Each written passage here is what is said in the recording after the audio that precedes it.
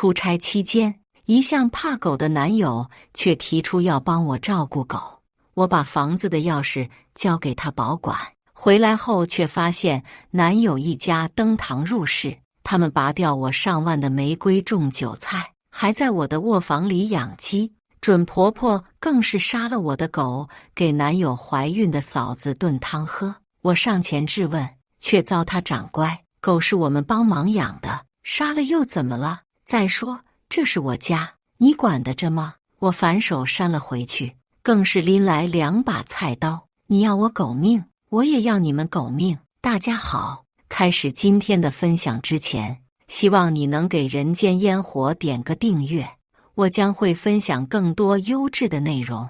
出差回来，我难以置信地看着面前的房子，这是我家。门前的精致花园被爆改成了菜园，价值上万玫瑰被拔掉，种上了韭菜，淡雅的花香也变成了刺鼻的韭菜味。什么情况？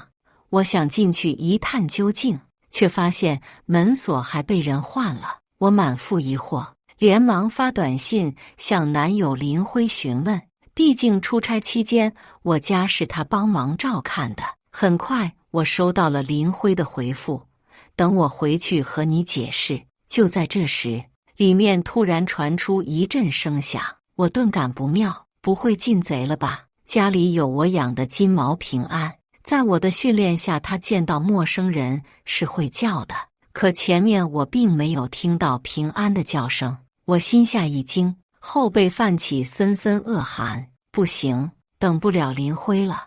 我果断联系开锁师傅进行开锁。开锁后，我推门而入，一进去，刺鼻发酵的臭味扑面而来，只一眼，我整个人就懵了。意式简洁风的新房，此刻被爆改成了蜡眼乡土风，墙被刷成了大红色，家里各处都贴满了红喜字和男娃的海报。这里原本挂的是我的自拍，还有和爸妈的全家福。不仅如此，客厅里还有一群小鸡到处乱跑，蹭了一地的屎尿，整个客厅都弥漫着难以言喻的臭味。我忍住反胃的冲动，继续往里走，在看到卧室的狼藉后，差点没气晕过去。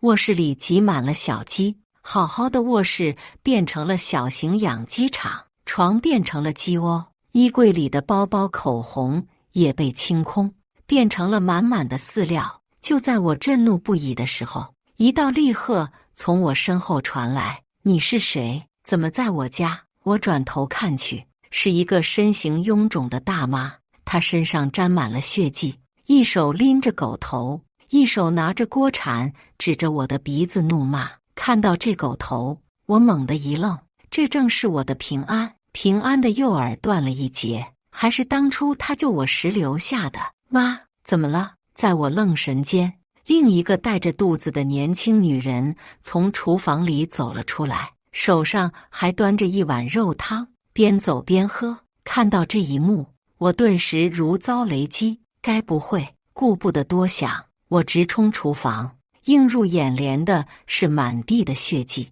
一旁的垃圾桶里还扔着我专门给平安织的小衣服。大妈和年轻女人见状不妙，冲进来想拦我，我果断将他们推开，掀开高压锅，直接看到了让我头皮发麻的一幕。锅里煮的正是被剁成碎块的平安，我的平安被人杀了，还被炖了。我怒不可遏地瞪着面前的两人，我还没问你们呢，这明明是我家，你俩是怎么进来的？还杀了我的平安。听我这么说，大妈立马叉腰，骂骂咧咧道：“什么你家？这明明是我儿子的家，倒是你哪来的野丫头，还不快滚！”大妈说着，做事就要把我往外赶。这时，年轻女人突然意识到了什么，难道你就是弟弟的女朋友苏浅？浅浅，你出差回来了？大妈这才反应过来，满眼不屑地看着我。原来你就是我儿那个不着调的对象，天天就知道往外跑，一点都不顾家，还敢对未来婆婆大吼大叫，没规矩。再说这畜生都是我们养的，杀了又怎么了？这是我家，你管得着吗？我才知道，原来眼前这两人就是我未来嫂子江柔和未来婆婆张翠梅。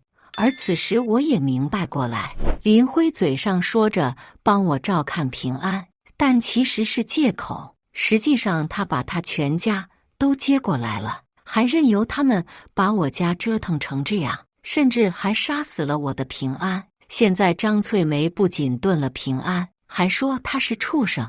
我越想越气，对着他们怒吼出声：你们凭什么这么说我的平安？平安是我的家人，你们才是一群畜生。在我伤心难过的时候，是平安一直陪着我，逗我笑。我发高烧的时候，也是平安最先发现了不对劲，喊来邻居，及时把我送去了医院。在我差点被车撞时，更是平安挺身而出，救我一命。因此被车碾断了半个耳朵。对我而言，平安不仅仅是宠物，更是重要的家人。但他们显然不这么觉得。张翠梅冲我翻了个白眼，江柔还在漫不经心地喝着肉汤。我气得发抖，再也忍不了，一把上前把她的碗抢过摔了。江柔先是一愣，继而身形一颤，弯腰向我道歉：对不起啊，浅浅，妈是为了我才这么做的，都是我的错，要怪就怪我。张翠梅见状，立马扶起她，狠狠瞪我一眼：你怎么敢让小柔给你道歉？她可是你未来嫂子，还怀着身子，伤了金孙，你担得起吗？说到底就是一条畜生而已，还比得过你嫂子肚里的孩子？苏浅，我看你就是存心想让我们老林家绝后。妈，别说了，是我的错，我不该吃平安给肚里的孩子补身体。浅浅，对不起，我这就给你赔罪。江柔甩开准婆婆的手，眼泪汪汪的就要下跪。就在我疑惑他这是演哪一出的时候，林辉和他哥林祥恰好回来了，还偏偏撞见了这一幕。他们怒气冲冲地向我走来，我还没反应过来，林辉不由分说的就给了我一巴掌。苏浅，你在干什么？在我愣神间，众人早已把嫂子江柔扶到了一旁，林辉更是首当其冲的走到江柔身边关心问候。林辉那一巴掌的力度不算小，我直接被扇懵了，脑瓜子嗡嗡作响，脸上火辣辣的。我难以置信地看向林辉，他居然为了江柔不分青红皂白地打我，这还是我记忆中那个温柔体贴、善解人意的暖男吗？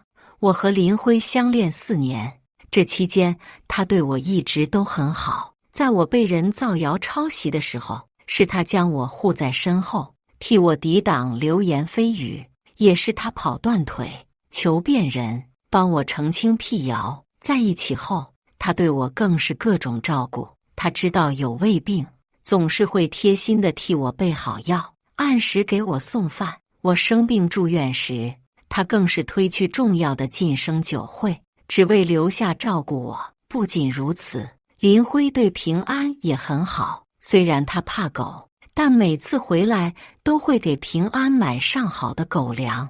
我不在的时候，也是他给平安铲屎顺毛。林辉就像黑暗里的一束光，照亮了我前行的路。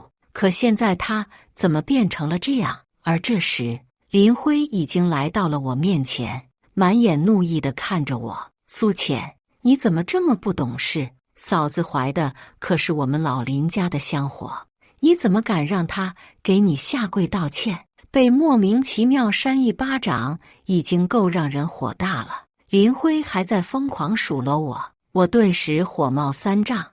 你背着我把人带进来这事，我还没和你算账呢，你还有脸说我好好的家被你们整成这样，狗也被吃了。你妈和你嫂一个杀了我的狗，一个吃了我的狗。被我这么一吼，林辉愣在原地，神情有一瞬的错愕。张翠梅见状，立马抱手冷哼：什么你的狗？你嫁进来，这些都是我们家的，我们就有权利处置。再说了，谁让你要养狗？你明知道嫂子怀孕，狗和我乖孙相克，还要养狗，怪得了谁？这是什么强盗逻辑？明明是我的狗被杀了，却反过来怪我为什么要养。偏偏这时，林辉还无所谓地应和了一句：我还以为怎么了，一条狗而已，你就为了这个打嫂子？嫂子和妈都是我的至亲，肯定和我住一起啊。行了，苏浅，今天这事确实是你做错了，你赶紧给我妈和嫂子道个歉，我们也就不和你计较了。说着，他眼里还带上了几分不耐烦。我当即对林辉又下头了几分，他妈和他嫂子都这么欺负我了，他却还是帮着他们，甚至还要我给他们道歉，哪来的脸？张翠梅见林辉站在他们那边，当即得意了几分，对着我一阵挖苦：哎呦，儿啊，你看你找的好对象，第一次见面就对未来婆婆和嫂子这么刻薄，以后还得了。江柔咬了咬下唇，弱弱开口道：浅浅是不是因为没吃到肉生气了？那我去厨房盛一点给你尝尝。说着，江柔转身就要去厨房盛肉，结果直接被张翠梅喝住了。去什么去？你还怀着孩子呢，让他自己去，好手好脚的，也不知道在矫情什么。这一家子真是欺人太甚，吃了我的狗还这么羞辱我，忍不了。无论如何，我都咽不下这口气。想到这，我转身进了厨房，下一秒拎着菜刀直接冲到了他们面前：给我滚，不然就等着给我的平安陪葬。林家人瞪大双眼，难以置信地看着我，毕竟我在他们眼里一向好说话，这还是我第一次对他们发这么大的火。张翠梅气得脸都变形了，怒喝出声：无法无天的东西，不知道女人要出嫁从夫，尊敬公婆，三从四德吗？你竟然为了一个畜生跟我们动刀！我可是你未来婆婆，就你这样的，别想进我们家门！我也毫不客气地对了回去：谁爱进谁进，你们家我还不稀罕呢！臭娘们，找打！林祥气得就要上来揍我，结果我直接把菜刀往砧板上一砍，砧板瞬间被砍下了一个角。林祥见状立马怂了，缩着脖子退到了一旁。见我这样，林辉也意识到我动了真格，他立马敛去脸上的怒意，语气缓和道：浅浅，都是一家人，何必闹成这样？这样，你让我妈，这事就到此为止，你也把刀放下，出去好好反思一下。都这个时候了，还想着拿捏我？我反手从水池里舀起一瓢水，直接往林辉脸上泼去。该反思的人是你，死妈宝男，真以为我是软柿子，任你们拿捏？林辉的头发衣服全湿了，仿佛一只狼狈的落汤鸡。见他这样，张翠梅满脸心疼，朝我射来眼刀，恨不得将我生吞活剥了。这时，江柔扭着身子站出来了：够了，浅浅，之前我一直都是偏袒你的，但是现在我要说句公道话，这件事是你太过分了。你别忘了，这房子一直都是弟弟的，你住着弟弟的房子，更应该感恩，怎么可以这么对他？我气笑了，这房子我买的，房本也是我的名字，怎么就成他的了？可这房子是弟弟选的，浅浅，当初要不是弟弟选了这套房子，你也不能升职这么快。你现在之所以这么成功，都是托了弟弟的福。还有，你平时吃的、穿的、用的、花的，可都是弟弟的钱。这些年，弟弟就没有亏待过你，更是在你出差时主动帮你养狗。你还有什么不满足？我气到无语，在心里疯狂翻白眼。对我好，我曾经也这么想，但是在看清林辉的真面目后，我不这么认为了。他做的一切明明都是为了他自己，压根就不是对我好。他当初之所以会选这套房子，怕不是就是为了今天，为了能够趁我不在，带着一家人登堂入室，好霸占我的家。毕竟当初这房子就是里面最贵的，配套最好的。至于我花他钱，那更是无稽之谈。他确实给我买过很多东西，可他刷的都是我的卡，还有养狗。当时我就疑惑，一向怕狗的林辉怎么会突然提出帮我照看平安？我还以为他是想让我放心出差，甚至小小感动了一下。现在看来，这只不过是他霸占我家的第一步，当真是好算计。见我不说话，林辉以为我被说服了，开始疯狂蹬鼻子上脸。苏浅，前面你泼我的事情我不和你计较，但你对我妈和嫂子的事不能这么算了，你必须给他们一个说法。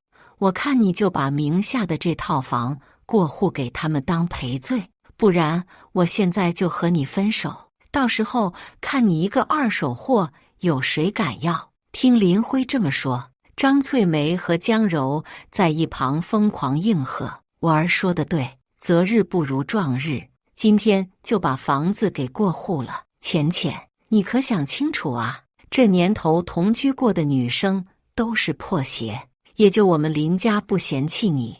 他们是怎么做到吸我血还这么理直气壮的，还想逼我就范？看来是我太纵容他们，他们还真把自己当主人了。”想到这儿，我冷笑回怼：“什么货色，还想拿捏我？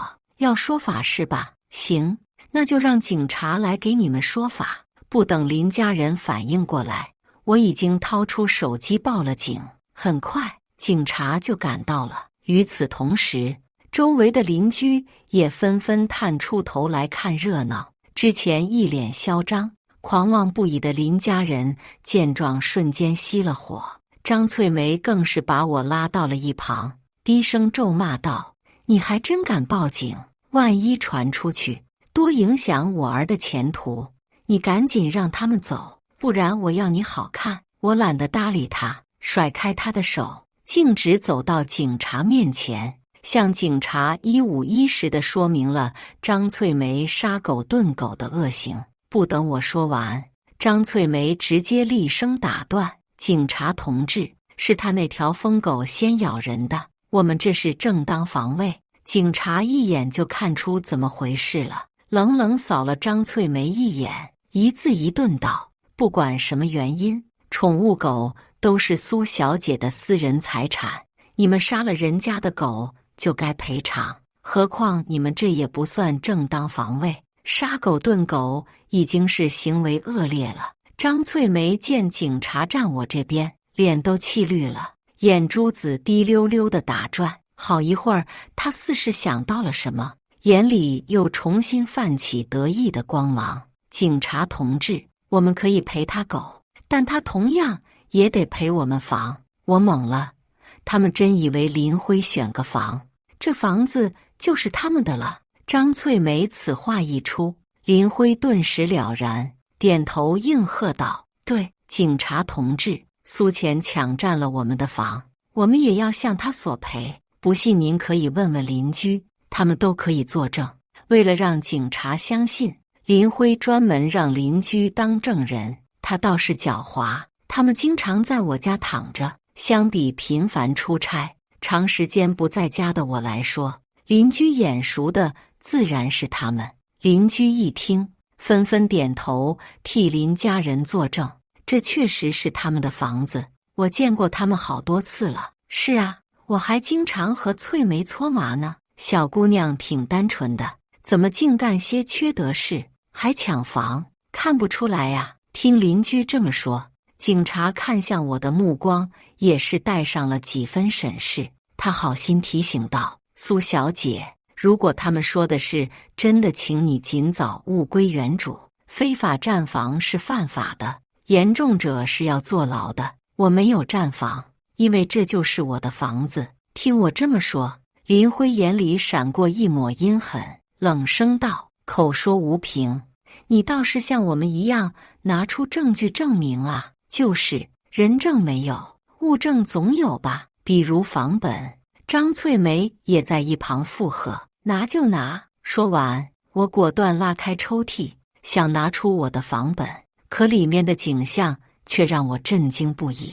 抽屉里空空如也，我心里一咯噔，眉头紧皱。怎么会？见我这样，林辉嘴角疯狂上扬，眼里满是幸灾乐祸。房本呢？里面什么都没有啊！莫不是你的房本还能隐形？张翠梅更是疯狂捶胸，受尽委屈的模样。警察同志，您看到了吧？这个女人就是欺负我们老弱病残，还有没有天理了？他们一说完，邻居怀疑不屑的目光就落到了我身上。真丧良心，没人性啊！小姑娘心怎么这么坏？谁敢要？听邻居这么说，林辉笑得更欢了，更是趁机让警察向我发难。警察同志，情况已经很明显了，就是他抢占了我的房，你快把他带走。张翠梅更是一副小人得志的模样，冲我挤眉弄眼。警察同志，您可要给我们一个公道啊！这更让我确定我的房本突然消失和这家人脱不了干系。不过他们真以为自己胜券在握，殊不知我早有对策。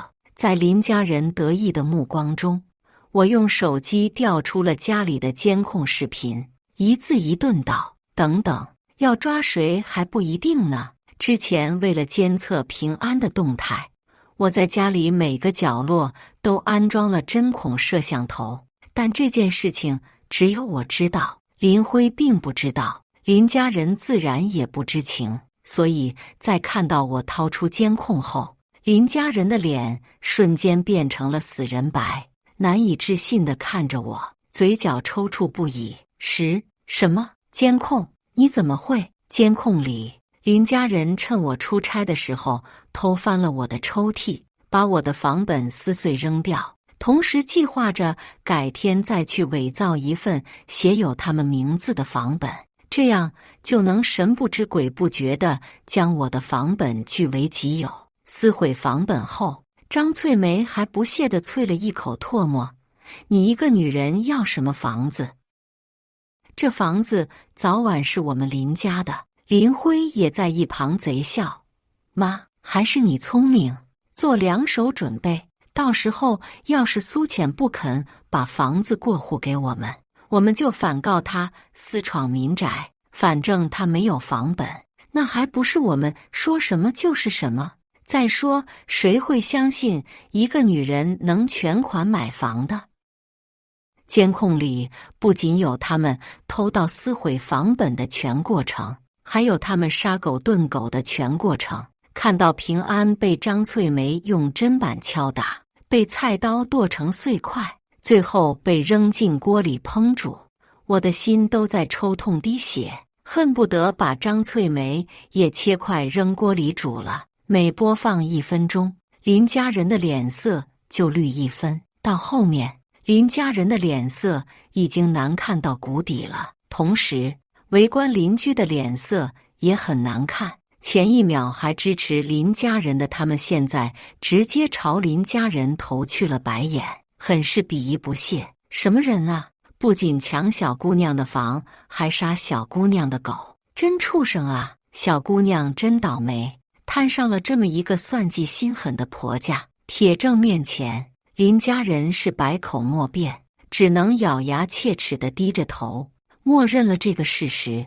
我没有就此放过他们，把手机里的监控视频提交给了警察，指着林家人开口道：警察同志，我要控告林辉一家私闯民宅，非法损坏我的房本，恶意杀害我的狗，我要他们赔偿损失。警察点头，默许了我的诉求。林辉却不乐意，一听要赔偿，眼都圆了。一个房本而已，撕了补办就是，狗被杀了，再买不就得了？这些对你来说不过是小钱，你至于这么斤斤计较？张翠梅也在一旁应和：就是，我看你就是故意在刁难我们一家子老弱病残，典型的你弱你有理了，我强我就活该当冤大头。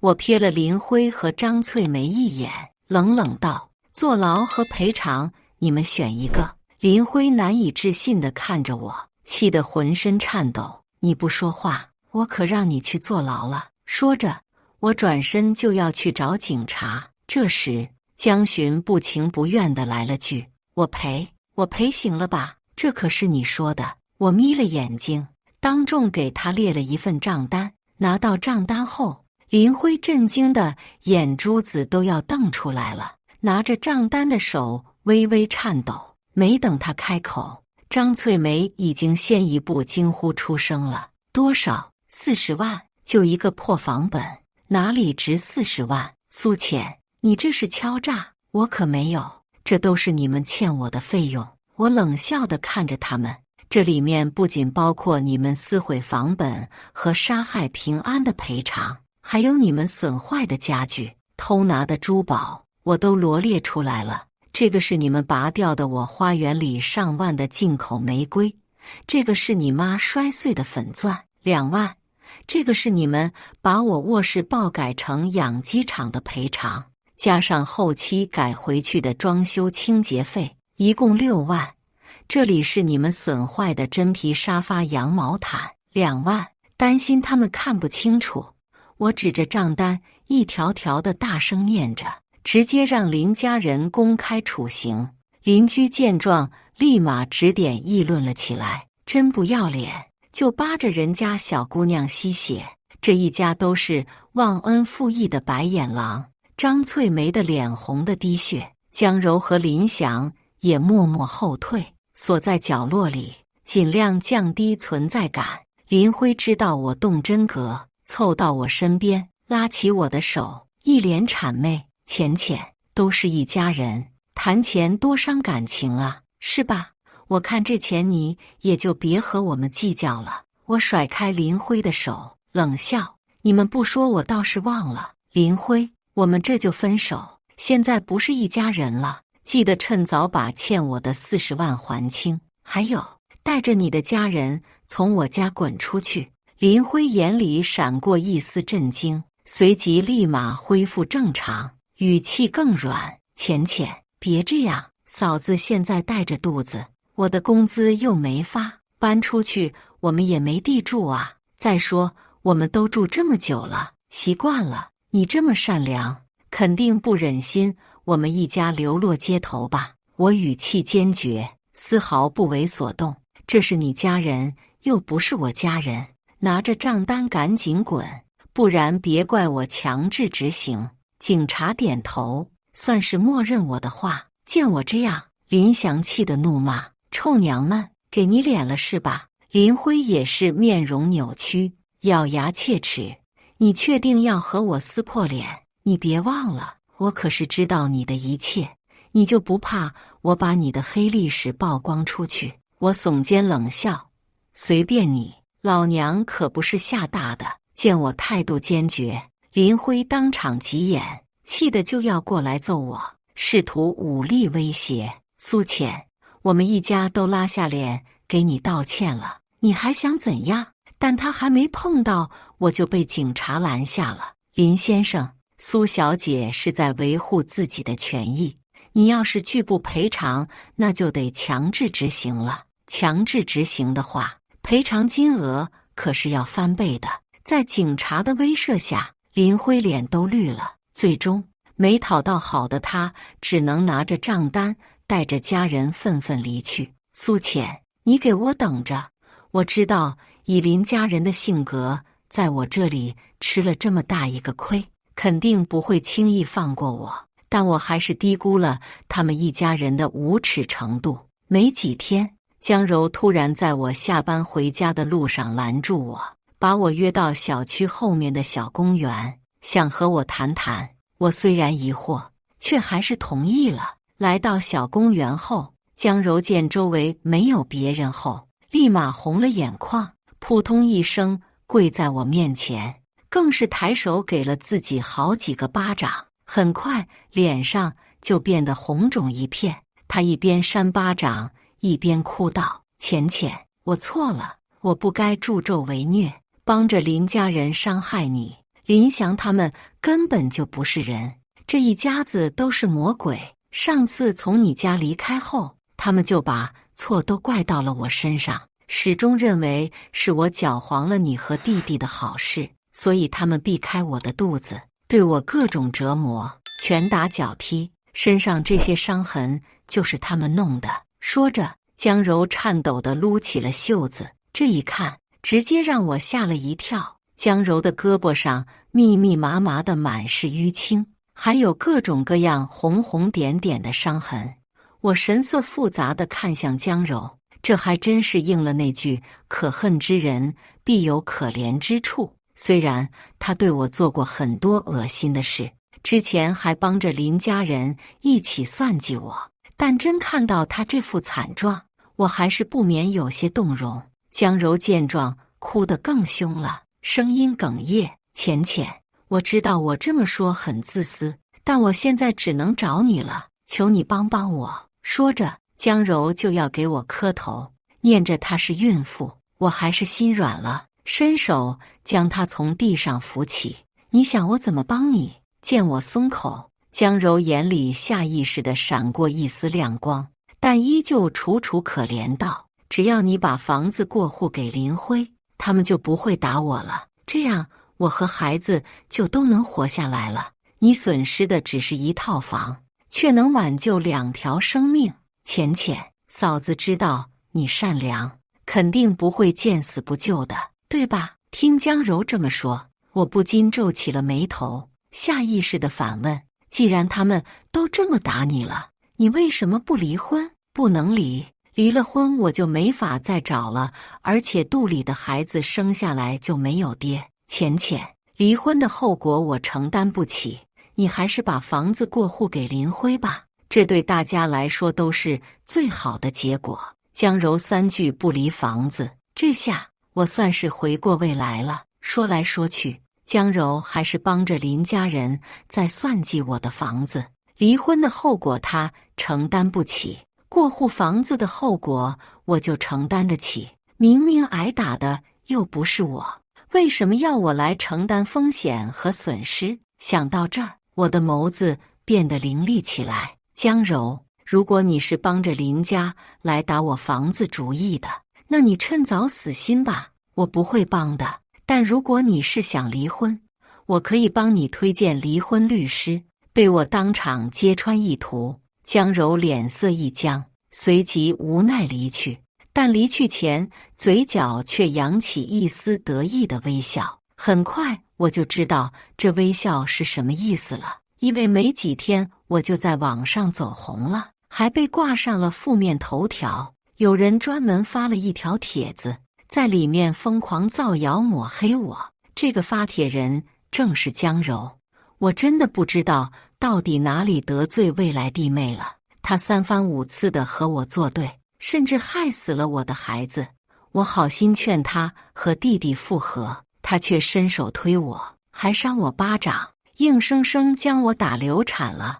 我的孩子已经7个月了，明明差一点就能见到他了。其实这不是弟妹第1次这么对我了，在家里的时候，他就经常嫌弃我是个孕妇，不仅让我做各种家务活，还经常趁人不在对我拳打脚踢，拿我发泄，欺负我带着肚子没法反抗。同时，林家人也在下面评论，疯狂造谣我这个女朋友确实不是人，我们一家掏心掏肺的对她，结果却遭到了她的背刺。当初全款买下婚房后，他说没有安全感，让我写他的名。我因为爱他答应了，结果他却抢占了我的房子，还仗着手里有房本将我们一家赶出门，甚至因为一条狗对我妈和嫂子喊打喊杀。可这狗就是街上的流浪狗，还差点咬死我妈和嫂子。我妈和嫂子只是正当防卫，可是他却要他们偿命。不仅如此，他还和我闹分手，向我索要天价赔偿和分手费。家门不幸啊，找了这么一个搅家精，现在孙子也没了，造孽啊！为了让网友相信，文末还专门附上了一系列的证据，有江柔满身伤痕的照片，有她流产的报告单，还有她下跪扇巴掌、断章取义的视频。这视频正是我和江柔对峙那天拍的，也不知道什么时候被偷拍的。本来是我好心伸手去扶江柔，结果直接被剪辑成了我把江柔推倒在地，强迫她下跪，更是上手扇她巴掌。当然还有40万的天价账单。帖子一经发出，立马在网上掀起千层浪。一点开评论区，恶评铺天盖地的袭来，不仅抢占人家房子，还殴打孕妇。什么畜生逆天女，都把人打流产了，杀人犯一个，忘恩负义的白眼狼。这婆家多好啊，又给房又伺候她，她却为了一只流浪狗要婆家偿命。什么老仙女，对狗都比对人来的好是吧？头一次听说天价分手费的，也是够奇葩的。随着网友的不断议论，这个帖子的热度越来越高，舆论也在不断发酵。自诩正义的网友不知从哪弄到了我的联系方式，疯狂给我发来私信谩骂，问候全家，更是短信、电话轮番轰炸。有些网友甚至人肉出了我的工作地址，纷纷给我老板发去举报信，强烈要求老板把我开除，说我这样劣迹斑斑的人不配有好工作。到后面老板也受不了了，只能被迫让我停职一段时间，让我处理好私事再回去上班。在这期间，林辉趁机找上门来，满脸得意，疯狂挑衅嘲讽，落井下石。苏浅，听说你被停职了，真惨，不过谁让你偏偏惹了我呢？这就是得罪我的下场，毕竟咱们好歹也有4年的感情，我也不至于真把你逼上绝路。这样，只要你不让我继续赔偿那40万，再把你现在的房子过户给我，我也是可以帮你发声明澄清的。你放心，房子过户给我之后，我也不会赶你走的。我把厕所改成你的专属房间，怎么样？我冷冷看着林辉，好半天才冷冷开口：那个视频果然是你干的好事。江柔找我那天，你也在现场吧？呵，被你发现了，看来还不算太蠢。没错，那天我确实在场，我早就埋伏在草丛里，架好相机，就等着你上钩。只要你入镜了，不管你有没有推嫂子，我都可以剪成你推嫂子、打嫂子的画面。反正这些网友都是蠢蛋，好忽悠得很，随便给个视频，再造势一下，他们就信了，是吗？我顺着林辉的话往下接，那你们也很丧心病狂，为了视频效果，竟然真的上手打孕妇，还让流产了。苏浅，你怎么也和那些网友一样傻，画一个假的伤势妆，伪造一份假证明，不是轻轻松松？林辉笑得更欢了，眼里满是势在必得的喜悦。听他这么说，我冷笑一声，从身后亮出了正在直播的手机。宝宝们，你们都听到了吧？这直播间本来是我开来曝光证据的。在我被停职期间，我也没闲着，针对林家人的造谣疯狂收集证据。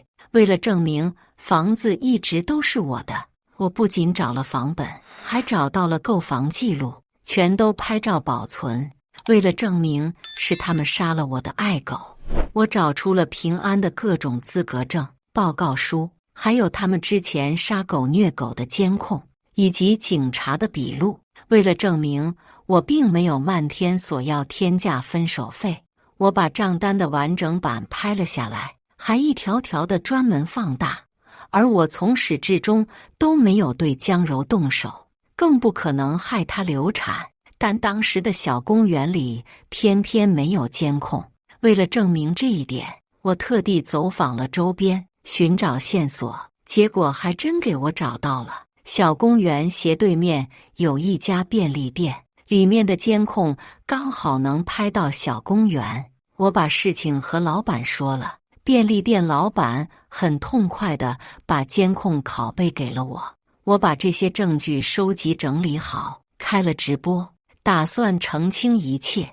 没想到就在我要澄清的时候，林辉找上了门来，还把他的所作所为都自曝了出来。看到我手里的直播间，林辉原地石化，脸都绿了，气得浑身颤抖。直播？你什么时候？我勾唇冷笑，在你来之前就一直开着了。说完，我把之前准备好的证据也都发了上去。前面大家都听到了吧？我根本就没有推江柔，而且他们之前说的那些我也全都没做过。房子是我买的，白吃白住的一直都是他们。还有，他们杀的也不是什么流浪狗，而是我的宠物狗，是我的家人。所谓的天价分手费也是他们乱说的，那是这些年我花在他们身上的钱。既然分手了，要回来又有什么不对？我此话一出，直播间瞬间安静不已，网友都跑去吃瓜了。好一会儿，弹幕重新霸屏，上面充满了对林家人的谩骂。我们好心替林家人出气，他们却把我们当猴耍，一家子白眼狼，供你们吃喝吸血这么久，还要反过来造谣人家，臭不要脸！他们家还杀狗炖狗，爱狗爱猫，sinh人怒了。我家宝贝要是被这么对待，我绝对和他们同归于尽。这嫂子也是缺德，居然用肚里的孩子算计人家小姐姐，迟早遭报应。苏浅还是太善良，居然才要了40万，要是我，高低得要100万，再把他们告牢里。憋屈了这么多久，不得要点利息，3年就花了人家40万，你们吸血鬼转世啊！网友们对林家人的谩骂丝毫不亚于之前对我的谩骂，甚至因为被欺骗了，他们骂得更凶更狠。好一会儿，林辉才反应过来不对劲，连忙冲过来要抢我的手机，关掉，快把直播关掉！我没让他得逞，反倒是他摔了个狗吃屎，最终还被我报警赶了出去。从他自爆的那一刻，一切就已经成定局了。愤怒的网友早就把直播间疯狂转发了，很快林家人也上了负面头条，他们是彻底社死了。但网友的愤怒却并没有因此消减，他们终究是遭到了舆论的反噬。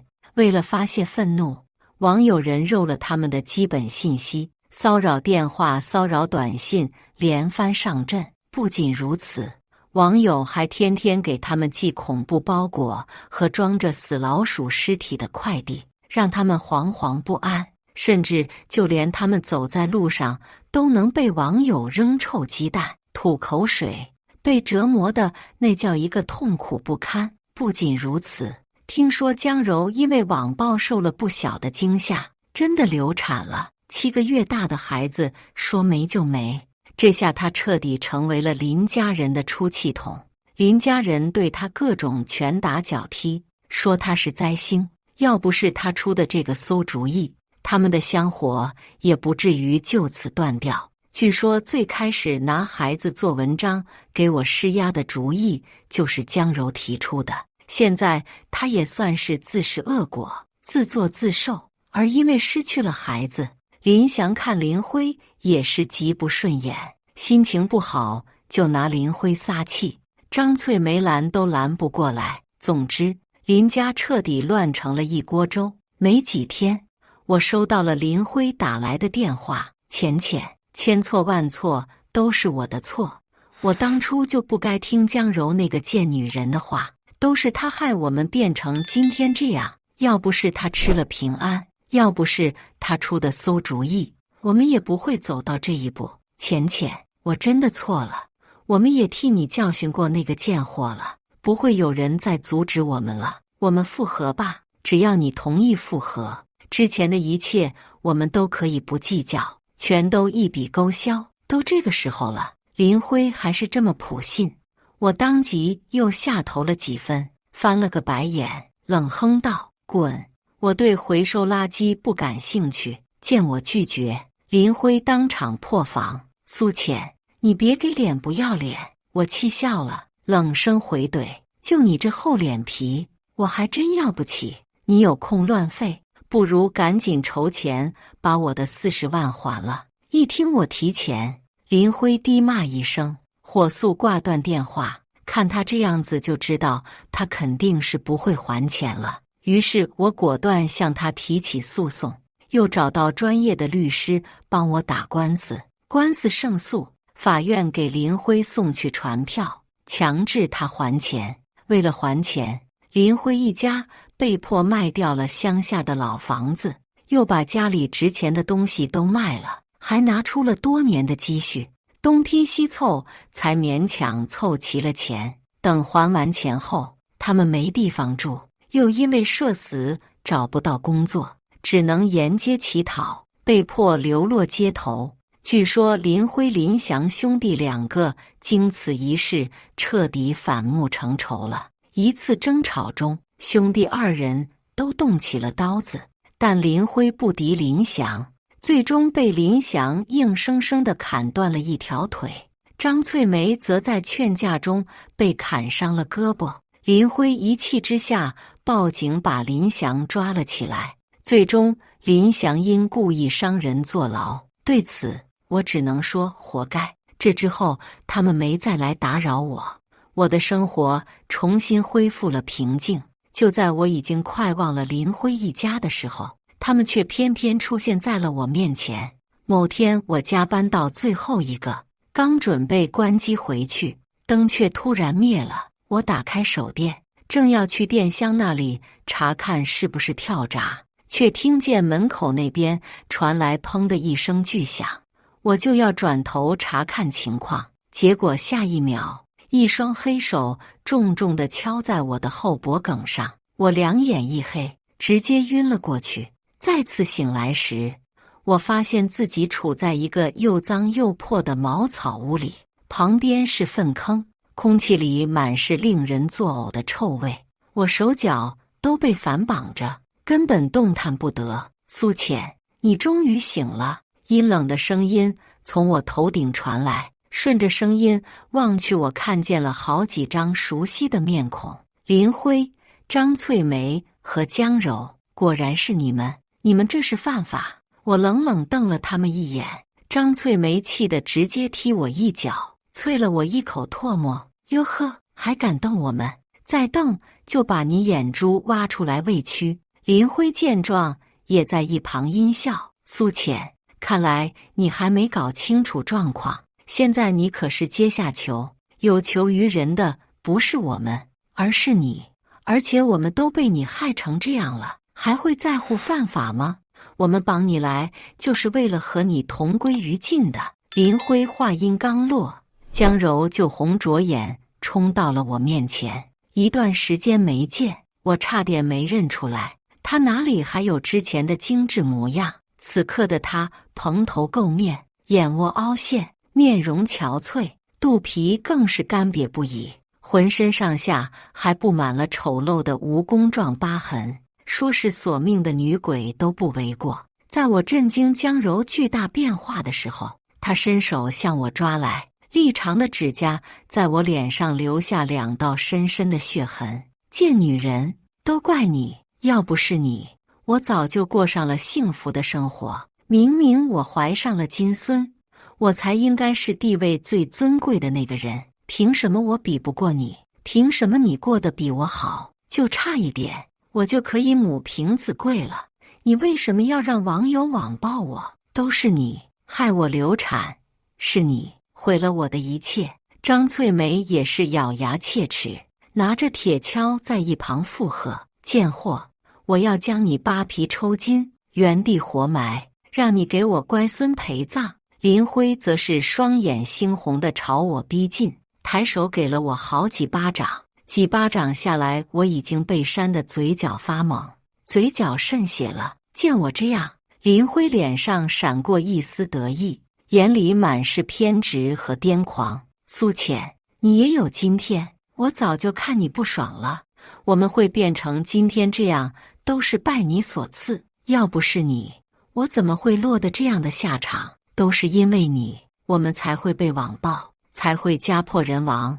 更是因为你，我们被迫卖房，身无分文，最后只能流落街头，沿街乞讨。甚至因为你，我和我哥反目，他砍掉了我一条腿，害我变成了瘸子。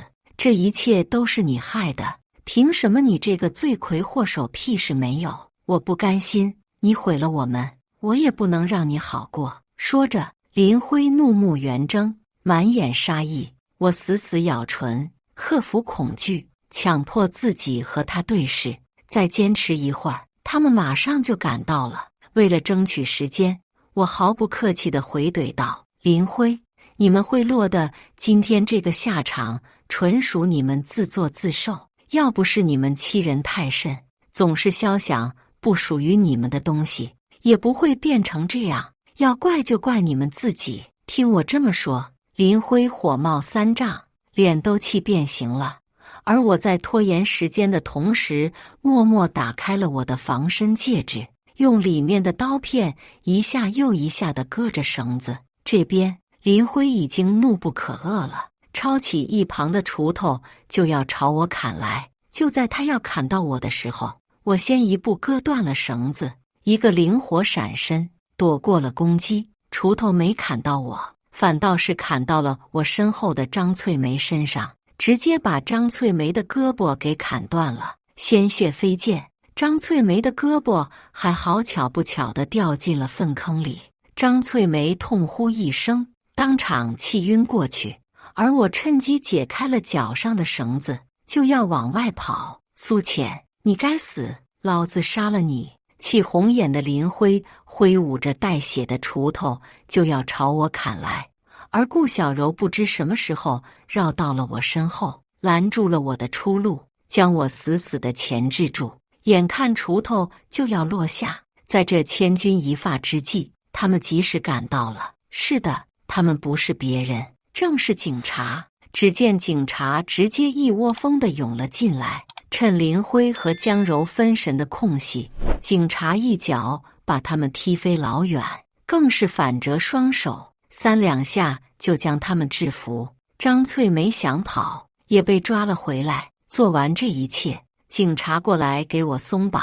苏女士，没事吧？我冲他们微笑道谢。没事，多亏你们及时赶到，那也是你安全意识高，提前报警，还随身携带定位器，不然我们还不一定能赶到。听着我和警察的对话，林辉和江柔突然意识到了什么，纷纷朝我射来眼刀。什么？你竟然报了警？贱女人，你设计我们！我看着声嘶力竭的他们，抱手冷笑。我一直都对你们有所防范，所以定位器从不离身，更是在进家门前就已经短信报警了。在我看到家门半开的时候，我就知道这是你们的阴谋。那你为什么还进来？林辉不解地怒吼。我看着他，冷笑道：不入虎穴，焉得虎子？我不上套，怎么让你们放松警惕？你们不放松警惕，做些违法犯罪的事情，我又怎么好把你们彻底送进去呢？好在你们没让我失望，现在人赃俱获，你们往后的日子可真是有盼头了啊！苏浅，老子杀了你，你个灾星！林辉三人就像炮竹，一点就炸。他们还想再说什么，却被警察强行压了下去。我配合警察做了个简单的笔录，最终因证据确凿，他们三人故意杀人罪成立，喜提10年的有期徒刑。